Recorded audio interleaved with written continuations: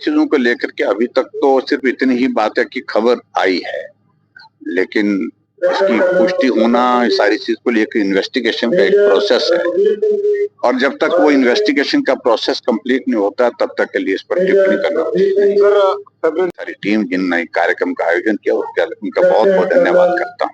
कार्यक्रम का स्वरूप थोड़ा अलग था, लेकिन उसके बावजूद हम राजनीतिक बात नहीं करना चाह रहे थे यहाँ पर, लेकिन फिर भी उसके बावजूद राजनीतिक बात आपने कही है, उस संदर्भ में हम कोई अलग सा आयोजन करेंगे। लेकिन इतना मैं जरूर कहना चाहता हूं कि हिमाचल प्रदेश में हालात अच्छे नहीं हैं, ट्रेजरी बंद पड़ी है।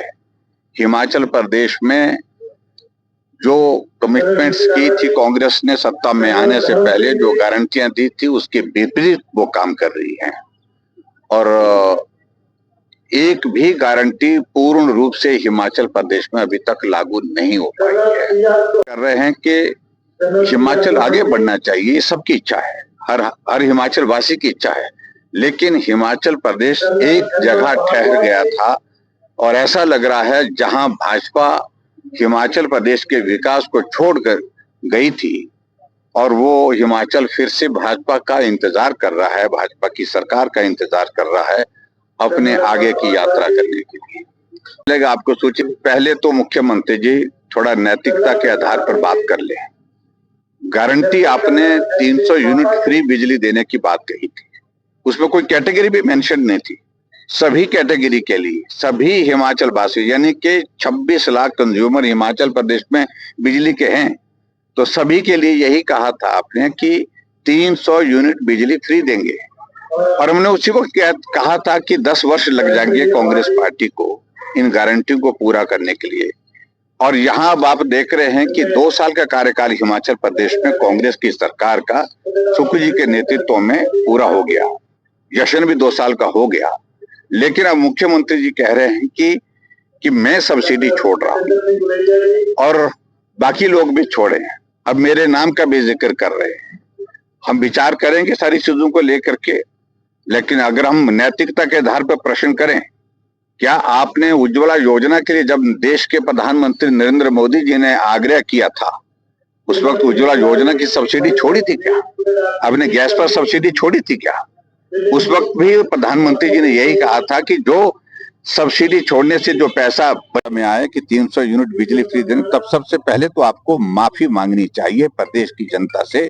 हम झूठ बोल करके सत्ता में आए हैं, हमसे गलती हो गई है, हमें माफ कर दें। और दूसरी बात, अगर नैतिकता के आधार पर वो कह रहे हैं सब्सिडी छोड़ने की बात, इन सारी बातों पर भारतीय जनता पार्टी विचार करेगी और विचार करने के बाद फैसला करेगी। लेकिन ऐसा नहीं कि आपने ऐलान किया, उसके ऐलान के साथ हम एक जो आपकी गारंटी को पूरा करने की गारंटी हमारी नहीं, हमारा काम नहीं है वो। लेकिन मैं इतना जरूर कहना चाहता हूं कि हिमाचल प्रदेश एक ऐसा प्रदेश है जहां कांग्रेस की सरकार गारंटियां जो दी है उनके विपरीत काम कर रही है। 300 यूनिट गारंटी दी थी बिजली फ्री देने की, उल्टी हिमाचल प्रदेश में 125 यूनिट जो मिलती थी वो भी बंद कर दी और 125 यूनिट मिलने के बाद अब बोल रहे हैं कि सब्सिडी भी छोड़ दीजिए। हिमाचल प्रदेश में 5 लाख नौकरी देने की गारंटी देके गई थी, कोई भी नौकरी हिमाचल प्रदेश में मिली नहीं। उल्टी एक नोटिफिकेशन करके कि 2 साल से खाली पड़े पद सारे समाप्त कर दिए जाते हैं, 1.5 लाख पद समाप्त कर दिए गए, 1.5 लाख नौकरियां समाप्त कर दी गई। ये स्थिति हिमाचल प्रदेश में। टैक्सेस के बारे में तो आप बात छोड़िए, ये स्थिति हिमाचल प्रदेश में हुई कि चाहे वो डीजल पर टैक्स की बात है, चाहे वो इसके अलावा आगे बढ़ करके चाहे वो बिजली पर टैक्स की बात है, पानी पर टैक्स, सब चीजों पर टैक्स कर रहे हैं।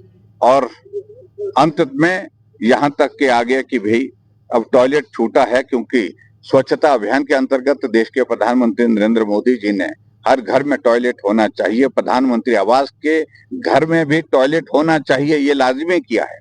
जब टॉयलेट बन गए तो सुक्खू जी टॉयलेट गिनने के लिए निकल गए और टॉयलेट पर टैक्स लगाया जाए, ऐसी योजना लेकर के सुक्खू जी आए।